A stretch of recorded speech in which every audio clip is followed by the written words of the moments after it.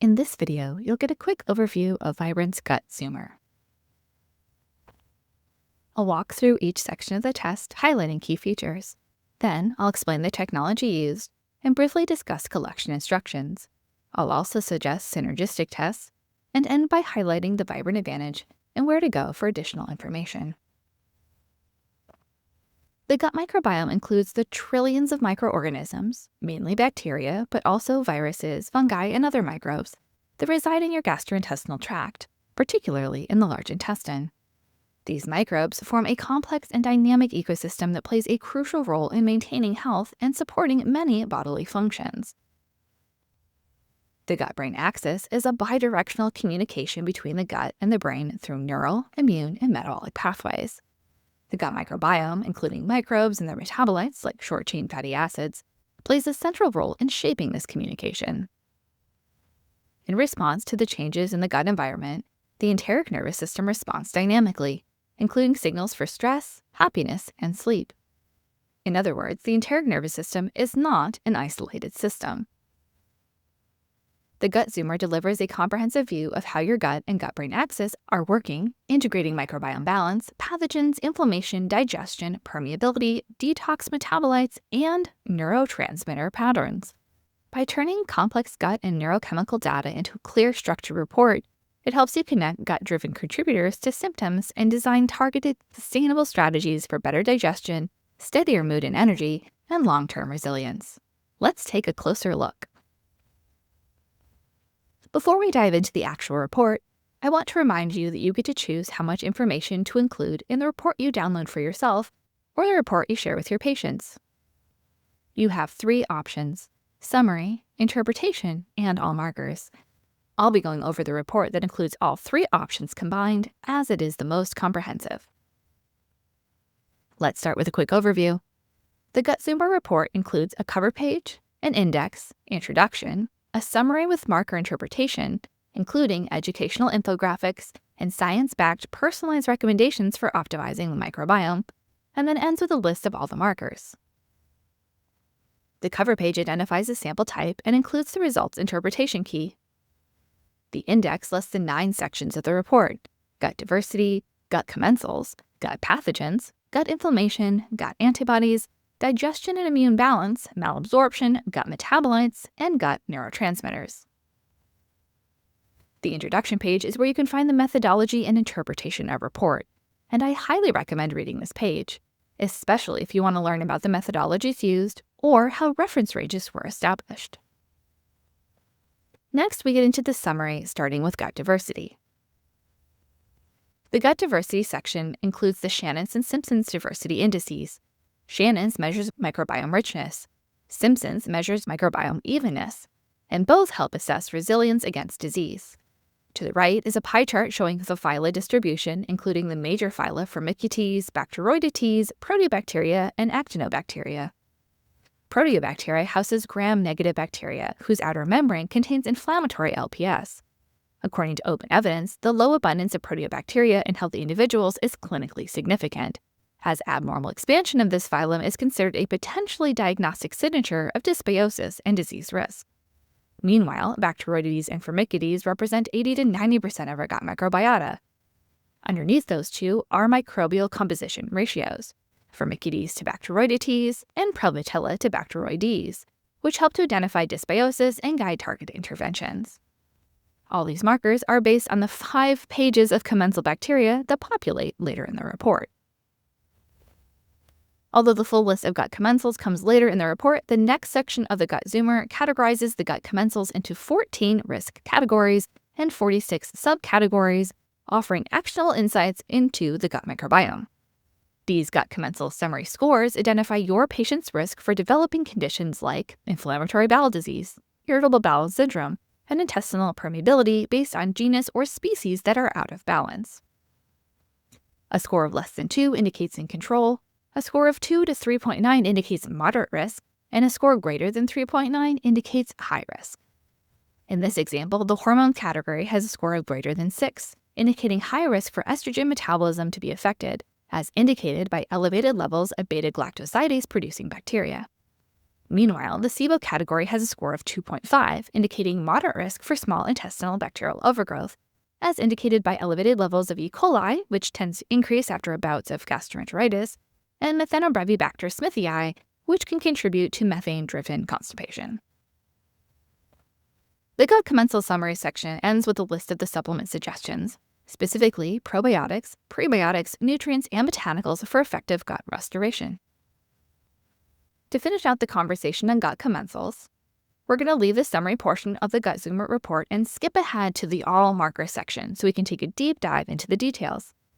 The full gut commensals panel analyzes a robust number of essential beneficial bacteria and probiotic organisms involved in nutrient synthesis, immune defense, maintaining the gut barrier, and also modulating the gut-brain axis.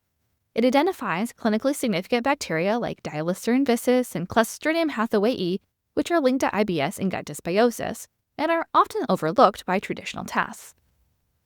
It also provides an in-depth analysis of keystone species like Akkermansia muciniphila, Fecalibacterium presnitzii, and Prevotella, which influence gut integrity and health. Open evidence says Prevotella species, particularly Prevotella copri, play a complex and context-dependent role in glucose metabolism, insulin resistance, and fatty liver disease, with evidence linking these effects to GLP-1 secretion. But context matters. Dietary patterns, particularly fiber intake, also baseline metabolic state, and the broader microbial community composition all influence whether Prevotella copri acts as a metabolic ally or adversary. The results are reported as both a number and plotted graphically, so you can visually see how high or low your patient's results are. And the negative sign after a bacteria indicates that it's gram-negative. When looking at the gram-negative bacteria, keep in mind that some gram-negative bacteria produce anti-inflammatory LPS, while other gram-negative bacteria produce pro-inflammatory LPS. The structural difference between the two types of LPS determine the immunological effects. Check out the reference on the screen for more information. When you order a repeat gut zoomer on the same patient, current results are indicated with a dark blue pin, and previous results are indicated by a light blue pin. In this example, the patient's level of Bacillus subtilis increased from 15.8 to 29.3. Note the differences in reference ranges. Some bacteria, like Roseberia, are keystone strains that should always be greater than 10. Others, like Porphyromonas gingivalis, the bacteria that contributes to periodontal disease, needs to be kept in check. When levels are greater than 20, it's considered opportunistically overgrown and can cause symptoms similar to those of pathogenic bacteria. Meanwhile, there are some bacteria like Prevotella that need to stay right in the middle between 10 and 20. If you're looking for a framework for addressing dysbiosis, check out the YouTube video linked in the comments below. It's called Root Cause Analysis of GI Dysfunction, a Clinical Decision Tree for Gut Zoomer Interpretation. Speaking of gut pathogens, let's talk about those next. The next section of the summary lists any pathogens or antibiotic resistance genes that were detected. Note, antibiotic resistance genes are reported as detected or not detected, and pathogen levels are reported using scientific notation. For Clostridium perfringens, this patient's levels were reported at 1.1 E3. Moving the decimal place over to the right by 3, this indicates the patient had a level of 1,100 when it should be less than 1 E2, which is 100. All out-of-range results will include a comment about each marker and supportive supplements so you can learn more about these pathogens and how to address them in your patients. The full gut pathogens panel, which appears in the all markers section later in the report, detects 27 harmful bacteria, 14 protozoan parasites, 15 helminth parasites, or worms, 6 fungi, and 12 viruses essential for identifying gut infection, including pathogens often missed in conventional tests, such as non-pylori Helicobacter species and Edwardsella tarda. The 12 antibiotic resistance genes offer insight into potential treatment challenges. For example, when antibiotic genes are detected, like Bactrim and rifampin pictured here, it means those antibiotics may not be as effective. Therefore, consider avoiding those antibiotics for 3 months. Anytime you have dysbiosis or pathogens present, it's likely that you'll find gut inflammation too. So let's talk about gut inflammatory markers next. This section begins with a gut inflammation infographic. The gut lumen serves as a vital interface between the body and its microenvironment, acting as a critical front line for immune and inflammatory activity. As you can see in the infographic, immune cells such as macrophages, neutrophils, and eosinophils release markers at this interface, offering pivotal insights into gut inflammation and the body's defense mechanisms. Note, this panel goes beyond simply looking at calprotectin. It also includes markers like beta-defensin 2, lysozyme, and MMP9. For example, beta-defensin 2 is a robust indicator of microbial imbalance, synthesized by epithelial cells in response to bacterial or fungal overgrowth. On the other hand, lysozyme and MMP9 are markers released by macrophages during immune responses to pathogens and tissue damage, whose quantification provides actionable insights into gut inflammation and underlying conditions such as IBD and infections. And note the red box around the markers indicates an abnormal result. So this patient has highly elevated levels of beta-defensin 2 and fecal eosinophil protein X and moderately elevated levels of calprotectin. The full gut inflammatory markers panel, which appears later in the report, detects 7 markers of gut inflammation, including S100A12, fecal lactoferrin, and fecal eosinophil protein X. As the name suggests, fecal eosinophil protein X is released by eosinophils and associated with food allergies, parasitic infections, and atopic conditions like asthma and eczema. As you review this panel, keep in mind that gut inflammatory markers reflect both acute, i.e. transient and short-term, as well as chronic, i.e. long-term changes in intestinal inflammation. And know that levels of certain markers like calprotectin can vary throughout the day. The digestion and immune balance markers appear next. The digestion and immune balance panel assesses gut functionality, including pancreatic elastase for digestive efficiency and secretory IgA or SIGA for mucosal immunity. It also measures occult blood via the fecal immunochemical test, or FIT, and there'll be more on this in a moment, along with fecal pH and zonulin to evaluate digestive health, microbial balance, and gut permeability, aka leaky gut. Next up is the gut antibody section. The gut antibody section offers an in-depth analysis of immune responses to bacteria, fungi, and autoimmune markers. It evaluates key markers for gluten sensitivity, autoimmune conditions, and bacterial dysbiosis, providing a holistic view of gut health. For example, anti-Saccharomyces cerevisiae indicates fungal reactivity and also has a disease and prognostic association with Crohn's disease. In addition to ASCA, the panel includes lipopolysaccharide antibody, tissue transglutaminase, deamidated gliadin peptide, fecal antigliadin, and actin antibody. The malabsorption markers appear next. This section includes advanced testing for meat fiber and vegetable fiber markers. Under normal circumstances, dietary fiber should not be metabolized into short-chain fatty acids, organic acids, indoles, or other metabolites, and should not be present in the stool. The quantification of fiber levels provides an assessment of digestive efficiency, highlighting potential insufficiencies in enzymatic or digestive processes. The malabsorption markers panel also measures total fecal fat, total fecal triglycerides, long-chain fatty acids, total cholesterol, and phospholipids.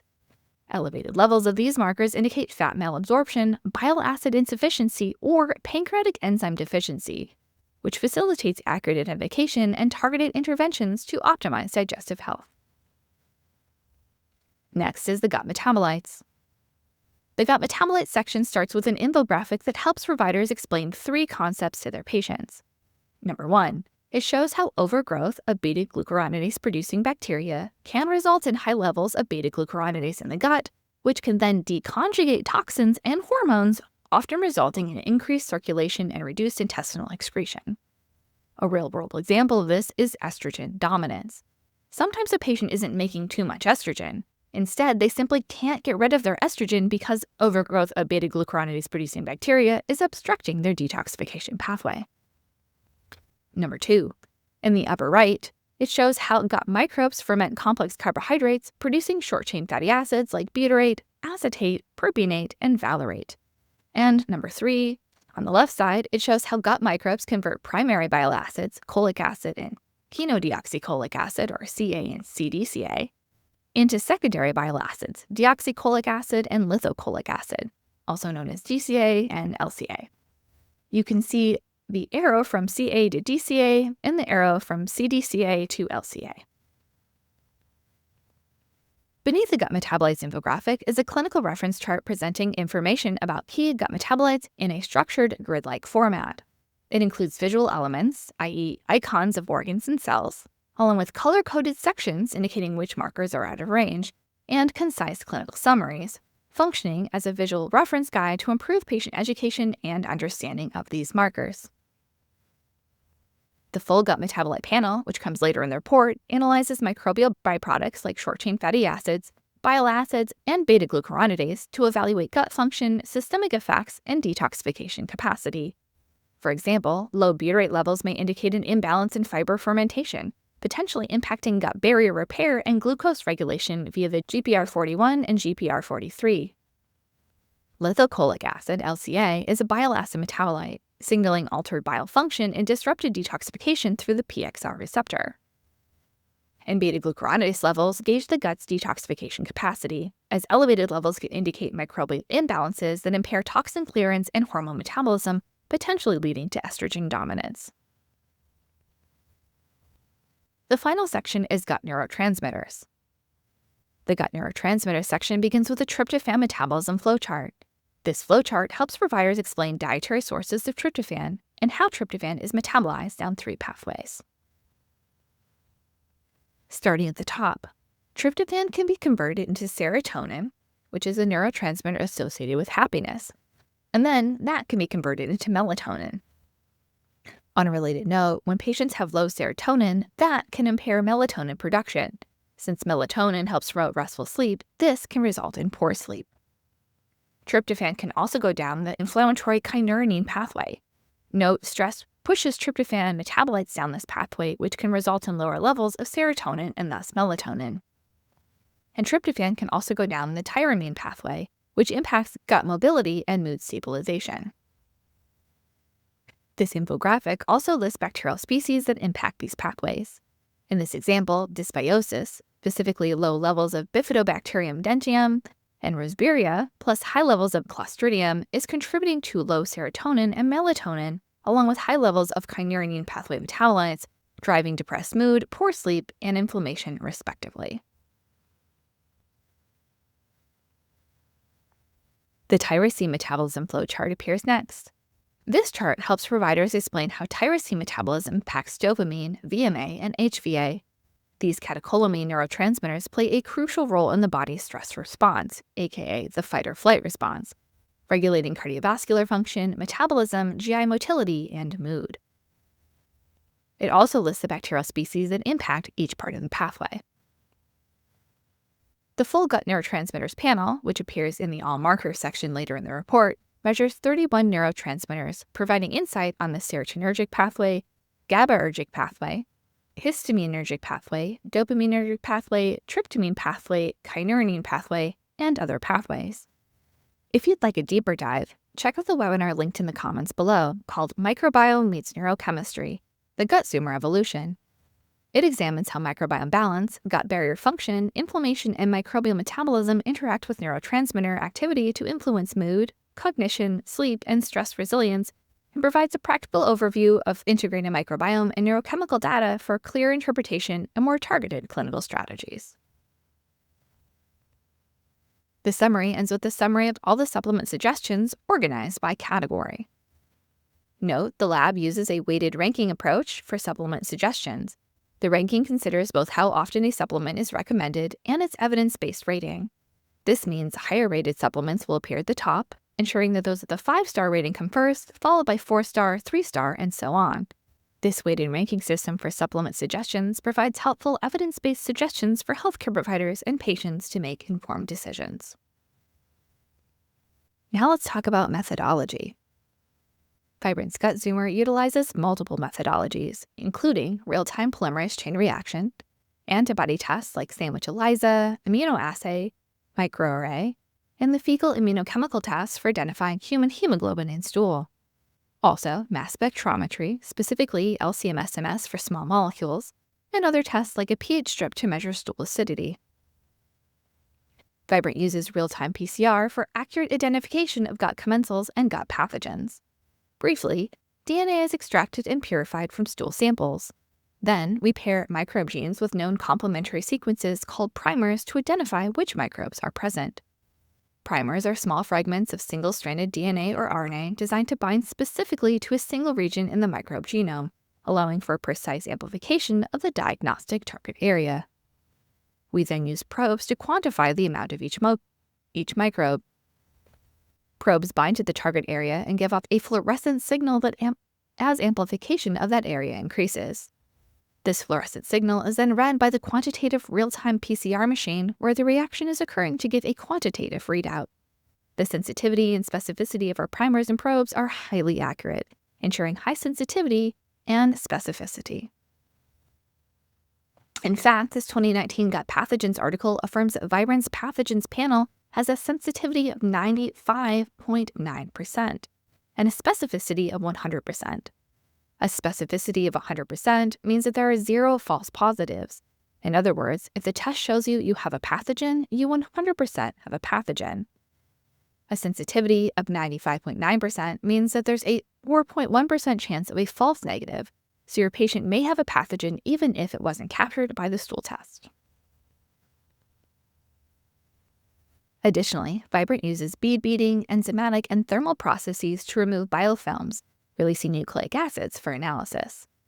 Bead beating is a highly effective cell lysis method that disrupts virtually any biological sample by rapidly agitating it with a lysine matrix in a bead beater. Enzymatic and thermal processes use enzymes and heat to break down cell walls and membranes, releasing nucleic acids for analysis. To identify gut commensals, Vibrant uses deep metagenomic PCR. Note, this is still RT-PCR. However, instead of the 1 to 2, maybe 3 probes used for the gut pathogens panel, Vibrant uses 4 or more probes for each microbe on the gut commensals panel. The probes target the 16 and 23S regions along with other proprietary gene segments, allowing for us to differentiate between species with precision. Vibrant uses sandwich ELISA for identification of inflammation markers. ELISA stands for Enzyme-Linked Immunosorbent Assay. Basic steps in ELISA include coating the plate with an antigen, blocking nonspecific binding sites with a protein solution, adding the patient sample, then binding and washing, which basically means that the antibodies against the antigen are present, they bind to the plate-bound antigen, meanwhile unbound substances are washed away. Then, a secondary antibody with a chemiluminescent signal is added, which also binds to the antigen. Finally, the color intensity is measured, providing a quantitative result. ELISA methodology is a commonly used laboratory technique to identify and quantify substances such as proteins, antibodies, antigens, and hormones. It's widely applied in immunology, diagnostics, and research. Vibrant uses proprietary protein microarray to quantify gut antibodies, including TTG, DGP, anti-gliadin, anti-actin, anti-LPS, and ASCA. To help you better understand this methodology, I'll explain how Vibrant makes these 3-dense microchips used to run the test. But first, please note that the microarray utilizes ELISA methodology. However, instead of 1 antigen per well, Vibrant can measure up to 100 antigens per well. Looking at steps 1 through 3, this is possible because Vibrant attaches antigens to silicone semiconductor wafers. This allows for bulk manufacture of thousands of identical chips per wafer, creating the ability to scale to volume. Looking at step 4, Vibrant then dices the wafers into tiny microchips. In step 5, Vibrant uses automated machines to arrange the microchips, 1 for each antigen, in a 10 by 10 grid atop one pillar on a 24 or 96 pillar plate. The pillar plate is then flipped upside down and submerged into a well of the patient's stool sample, allowing for the simultaneous analysis of a large number of analytes from a single sample. Finally, a high-resolution imager is used to simultaneously detect chemiluminescent signals from labeled antigen-antibody reactions at each microchip throughout the multiplex microarray. Again, each pillar can measure up to 100 analytes because it's a 10 by 10 grid. Amplified chemiluminescent signals with high signal-to-noise ratio provide high sensitivity, meaning very few false negatives. In summary, this automated process allows for high-throughput, sensitive, and specific analysis of multiple biomarkers from minimal sample volumes. Vibrant uses liquid chromatography tandem mass spectrometry methodology, or LC-MS-MS, for quantitative detection of neurotransmitters, gut metabolites, and malabsorption markers, including bile acids, short-chain fatty acids, fetal fat, meat fiber, and vegetable fiber. Vibrant uses mass spec because mass spec is the gold standard for quantifying small molecules. Liquid chromatography helps separate analytes prior to loading into the mass spec machine. Therefore, LC-MS offers high sensitivity and specificity. The tandem mass spectrometry setup allows for multiple stages of fragmentation, enhancing the identification and quantification accuracy of the compounds. The last methodology we're going to cover in detail is the fecal immunochemical test, or FIT for short.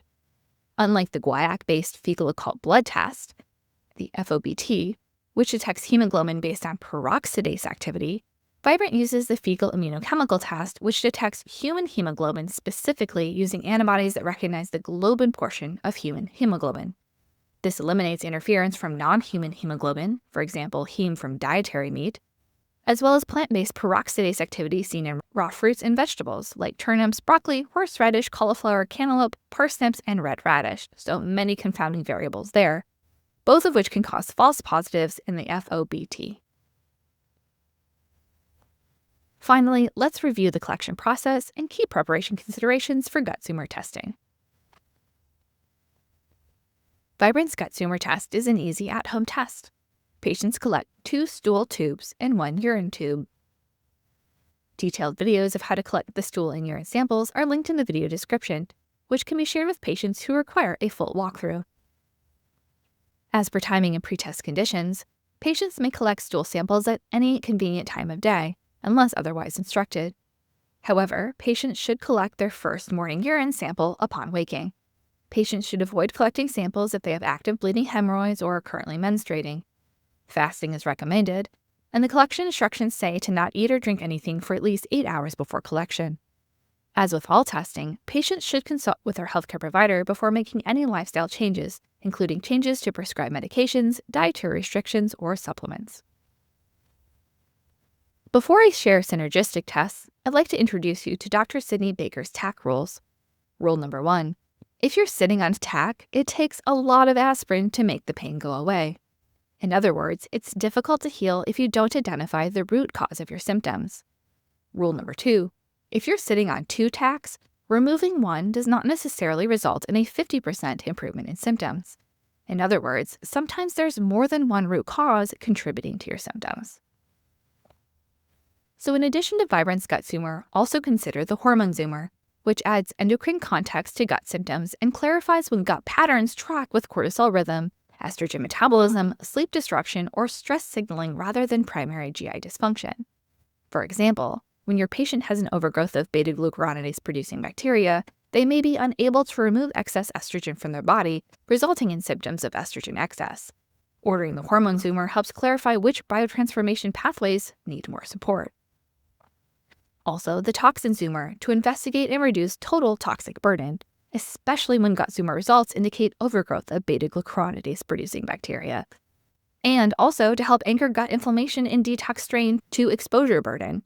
The toxin zoomer helps determine when barrier stress and microbial shifts reflect ongoing toxic pressure. Additionally, the cellular zoomer, which links gut-derived metabolites and inflammation like anti-LPS and anti-TTG to downstream energy production, redox strain, and neurochemical demand, helping explain fatigue, brain fog, and slow recovery. And finally, the nutrient zoomer, which evaluates whether nutrient availability and utilization are supporting digestion, barrier repair, neurotransmitter synthesis, and immune balance, or constraining gut recovery. The Vibrant advantage is that the gut zoomer uses gold standard methodology to give you more than the standard markers of gut pathogens, inflammation, commensals, and digestion. Instead, it provides barrier and immune reactivity, functional metabolite outputs, antibiotic resistance genes, and gut-brain signaling. This enables better interpretation, including clear differentiation of dysbiosis, infection, barrier-driven reactivity, and digestion-related strain. Also, stronger patient conversations linking gut biology to whole body systems and more confident sequencing of care. In other words, this comprehensive test aids practitioners in detecting root causes of acute and chronic illness that stem from the gastrointestinal tract, including gastrointestinal disorders like Crohn's disease, autoimmune conditions like Hashimoto's thyroiditis and rheumatoid arthritis, as well as extraintestinal conditions like eczema, psoriasis, anxiety, depression, and insomnia. In summary, the gut zoomer delivers a comprehensive view of how the gut and gut-brain axis are working integrating microbiome balance, pathogens, immune, digestion, permeability, detox metabolites, and neurotransmitter patterns. To learn more, visit the link in the video description. If you have questions, please ask them in the comments below this video. Thanks for watching, and I hope you have a vibrant day.